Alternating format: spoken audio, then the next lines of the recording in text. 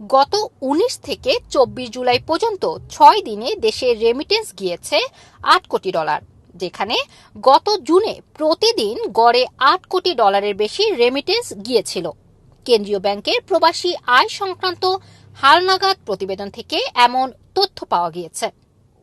বাংলাদেশ সরকারকে চাপে ফেলার জন্য ব্রিটেন সহ বিভিন্ন দেশের প্রবাসীদের পরিচালিত ফেসবুক গ্রুপে বাংলাদেশে রেমিটেন্স বয়কটের ডাক দিয়েছেন অনেকেই এর সপক্ষে নানা যুক্তি দিলেও এর বিপক্ষেই কথা বলছেন বেশিরভাগ মানুষ।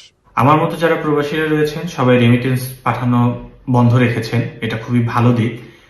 কিন্তু একটা বিষয় নিয়ে আমি খুবই উদ্বিগ্ন, যেটা হচ্ছে আমি দেখছি যে অনেকেই হুন্ডির মাধ্যমে টাকা পাঠাচ্ছেন, কিন্তু আমি বলবো প্লিজ আপনারা এই কাজটি করবেন না। কারণ আপনি হুন্ডির মাধ্যমে দেশে টাকা পাঠাচ্ছেন মানে বিদেশে আপনি বেগমপাড়া তৈরিতে সাহায্য করছেন। মানি ট্রান্সফার ব্যবসায়ীরা বলছেন গত এক সপ্তাহে টাকা পাঠানোর হার কমেছে অনেক। আর এই বিগত ৭-৮ দিনে বাংলাদেশের অরাজকতার কারণে সাডেনলি আমাদের ব্যবসা একদম ড্রপ হয়ে গেছে। একদম চিন্তাই করতে পারবে না, আমরা যে রেমিটেন্স পাঠাই প্রতিদিন, আমাদের প্রতিদিনের রেকর্ড নাম্বার রেমিটেন্স পাঠাইতে প্রবাসী হয়ে, আর প্রবাসীরা তাদের আত্মীয় স্বজনকেও পাঠাইতো। হঠাৎ করে বাংলাদেশের অস্থিতিশীল পরিস্থিতি হওয়াতে একদম আমরা শূন্য হয়ে গেছি, কোনো কাস্টমারই এখন আর আসে না।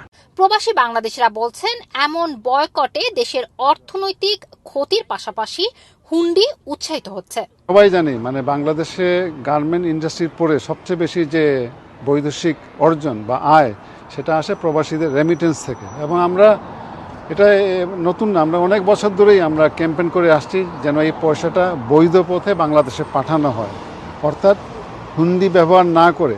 কারণ হুন্ডির মাধ্যমে হয় কি, বাংলাদেশ অনেক ক্ষতি হয়, বাংলাদেশ ট্যাক্স পায় না, বাংলাদেশের লাভবান হয় না, এবং অনেক সময় হুন্ডির পয়সা কোথায় যায় এটার কোনো অ্যাকাউন্টেবিলিটি নাই।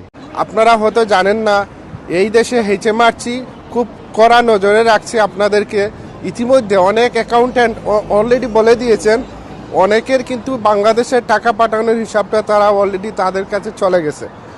এর মানে তারা নজরে রাখছে। যদিও আপনারা আইনের বাইরে চাচ্ছেন যে টাকাটা পাঠাবেন একটা ক্রোধ, একটা হিংসার কারণে, কিন্তু এই টাকাটারও হিসাব কিন্তু ওনাদের কাছে চলে যাবে, আপনারা জবাবদিহিতায় চলে আসবেন। এদিকে গত কয়েকদিনের অচল অবস্থার কারণে বাংলাদেশ ব্যাংক থেকে নগদ টাকা উত্তোলনের হার বেড়েছে। শুধু বুধবারে একদিনে বাংলাদেশ ব্যাংক ২৯,০০০ কোটি টাকা লোন দিয়েছে দেশের বিভিন্ন ব্যাংকে। রুমানা রাখি, এটিএন বাংলা, UK।